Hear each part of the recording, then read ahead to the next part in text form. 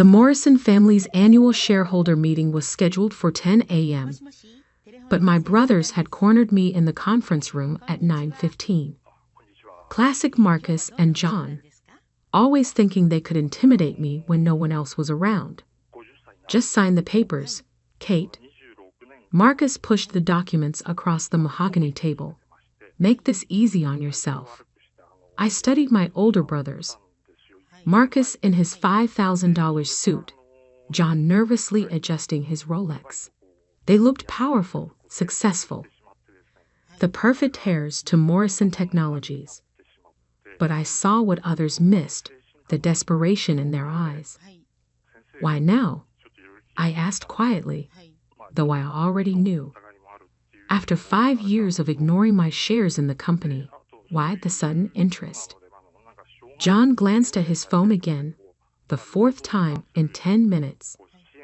The board meeting's in 45 minutes. Sign the transfer documents, take the buyout, and walk away with $2 million. Generous offer. Generous? For 25% of a company worth billions. I suppressed a smile, thinking about what they didn't know, what they'd never bothered to learn about their little sister. And if I refuse? I kept my voice neutral, years of practice hiding my thoughts. Marcus leaned forward, his facade of brotherly concern slipping. Then we'll make sure everyone knows about your problems. The board won't want a mentally unstable shareholder, will they? Ah, there it was. The threat they'd been building to. 5 years ago, they'd used my breakdown after Dad's death to push me out of operations. For my own good, they claimed. The perfect excuse to sideline the sister they'd always underestimated. My problems, I repeated softly.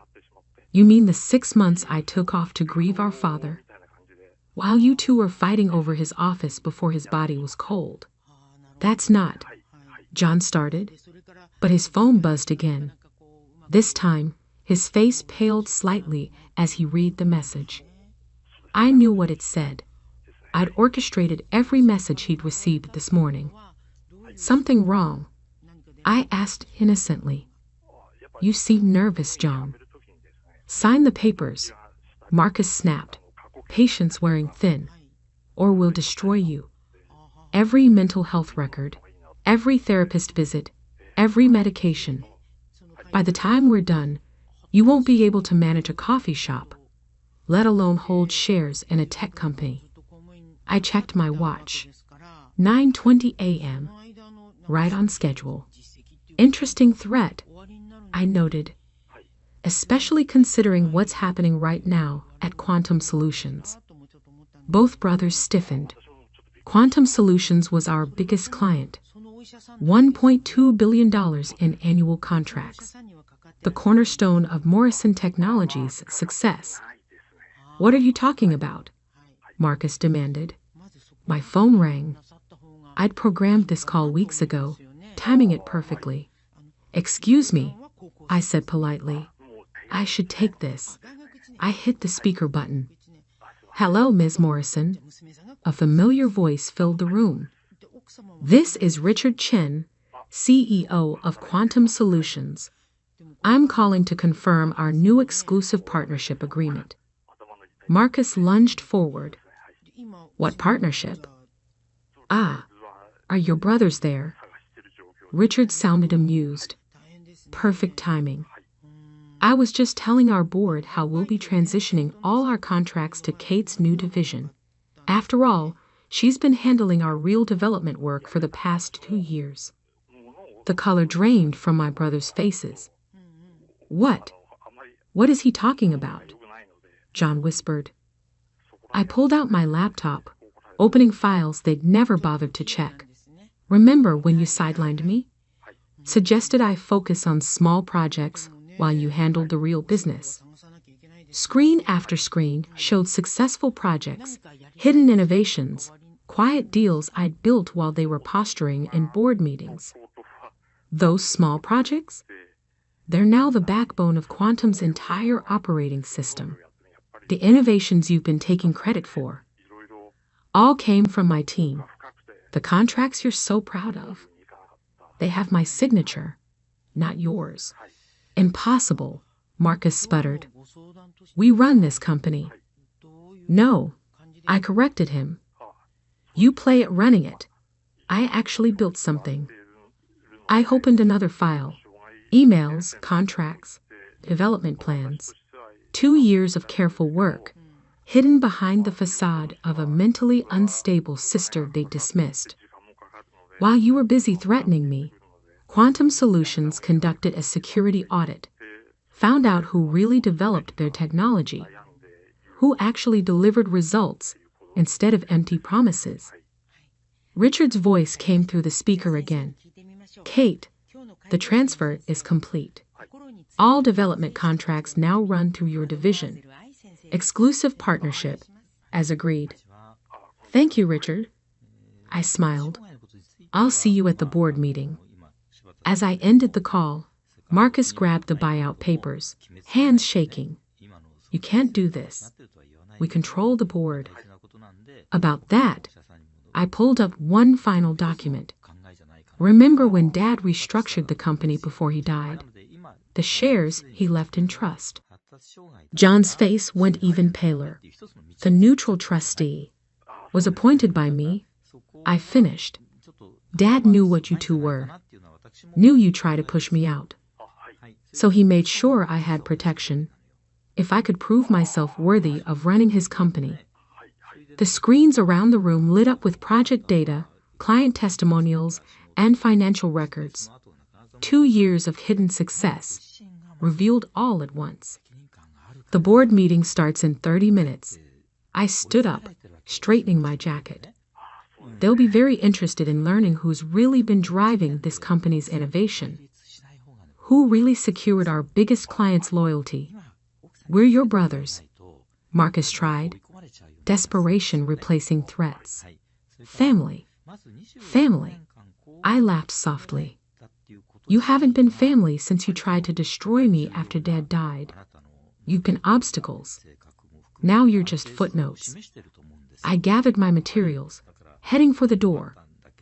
Oh, and those mental health records you threatened to expose. Release them. Show everyone how I rebuilt myself, developed groundbreaking technology, and saved this company, all while dealing with grief and anxiety. I'm sure the press will love that story. Leaving them in the conference room, I headed to my real office, the one they'd never known about, where I'd spent 2 years building the future they couldn't see. The quiet sister they'd underestimated had just changed the game. And I was just getting started. At exactly 10 a.m., I walked into the Morrison Technologies boardroom. The tension was palpable. 18 board members shifting uncomfortably in their leather chairs, watching the drama unfold. Marcus and John sat at their usual places, faces still ashen from our earlier confrontation. Behind them, a screen displayed the Quantum Solutions logo, a reminder of what they'd just lost. Before we begin, I announced, taking my seat, there are some changes to discuss. I nodded to Amanda, my previously hidden executive assistant. She distributed folders to each board member, detailed reports of the past 2 years' actual operations. What you're looking at, I continued, is the true source of Morrison Technologies' recent successes. Not the public projects my brothers have been taking credit for, but the real innovations that have kept this company competitive. The board members began flipping through pages, their expressions shifting from confusion to shock. Project Phoenix. I clicked through slides on the main screen. The AI integration system that saved Quantum Solutions $300 million last year, developed by my team, not the official R&D department. Marcus started to stand. This is ridiculous. The neural network security protocol, I continued, ignoring him. The one that just won the Defense Department contract. Also my team. In fact, I pulled up a spreadsheet 73% of our major technological breakthroughs in the past 2 years came from the division my brothers thought was handling small projects. Harold Chin, our lead independent director, leaned forward. Why are we just learning about this now? I smiled slightly. Because after Dad died, my brothers convinced everyone I was unstable, unfit for leadership. It was easier to let them believe that while I built something real. She's lying, John protested weakly.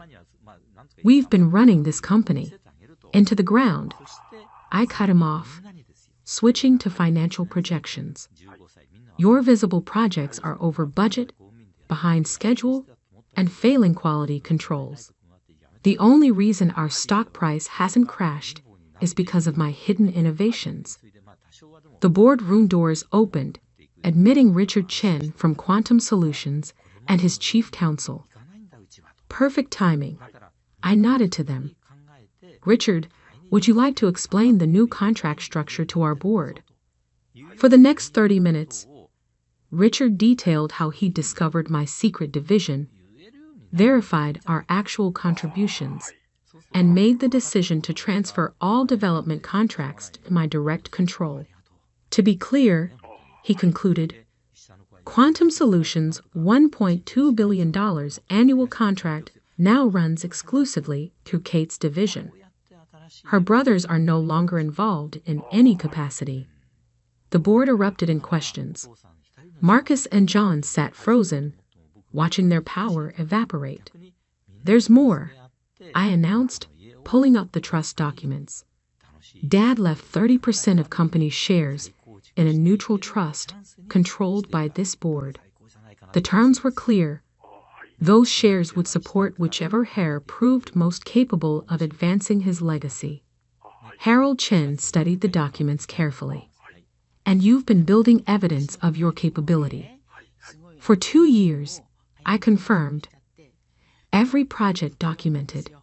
Every innovation verified. Every success quietly recorded while my brothers were playing corporate politics. I distributed another set of files, my complete business plan for Morrison Technologies' future. Quantum Solutions is just the beginning. I've been in talks with 5 other major clients who want access to our real innovation team.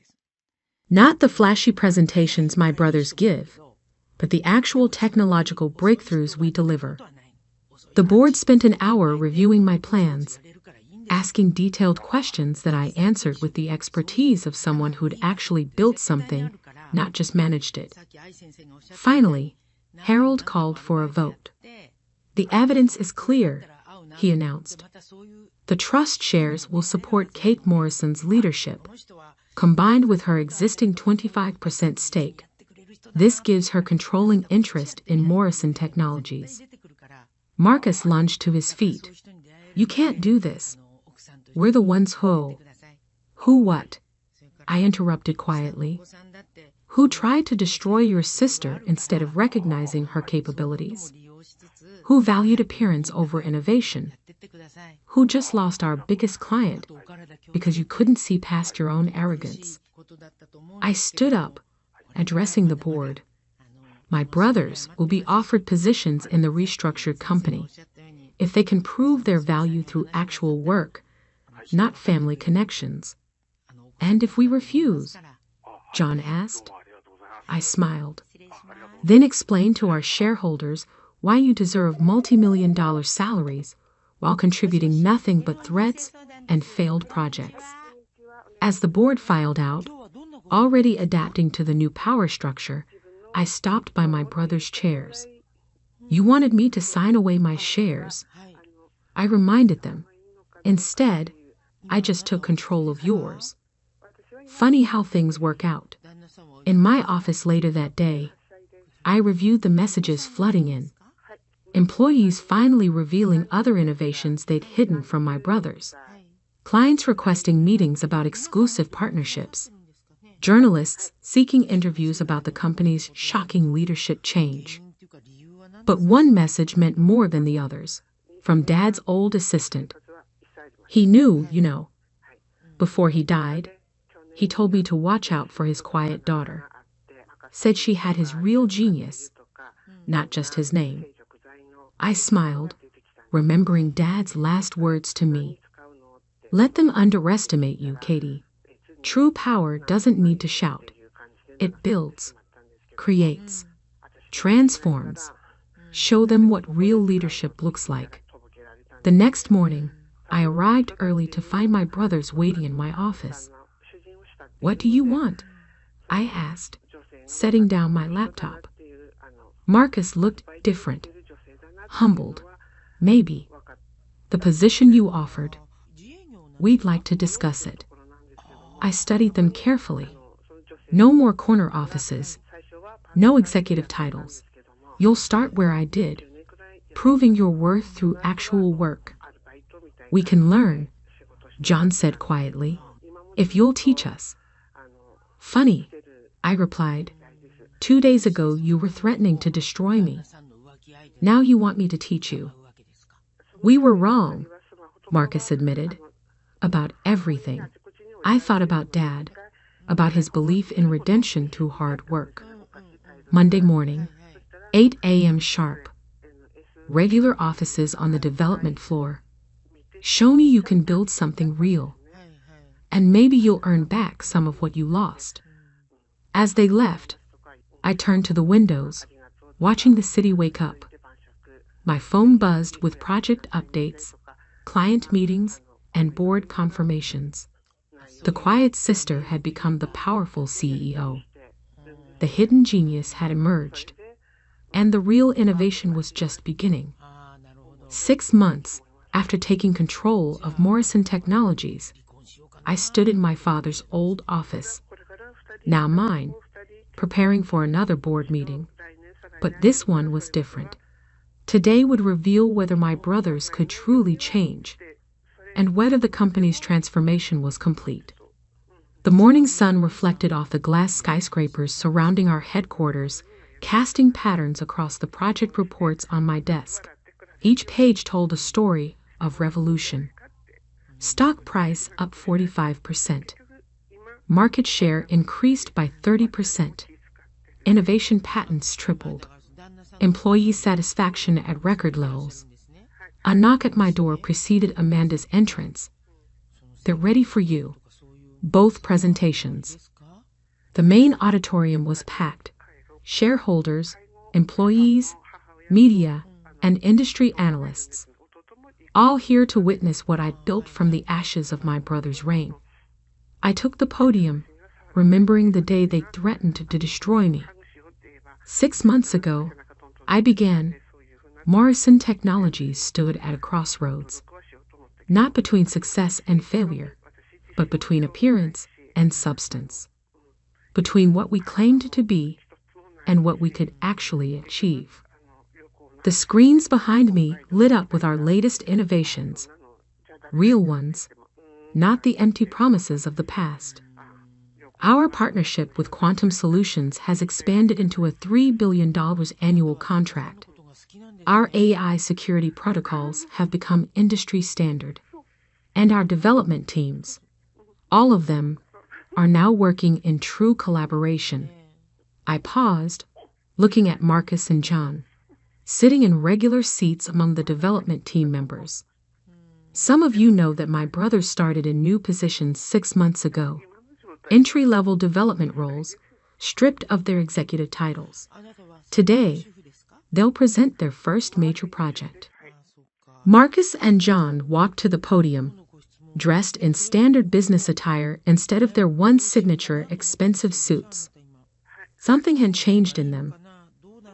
The arrogance replaced by something resembling humility.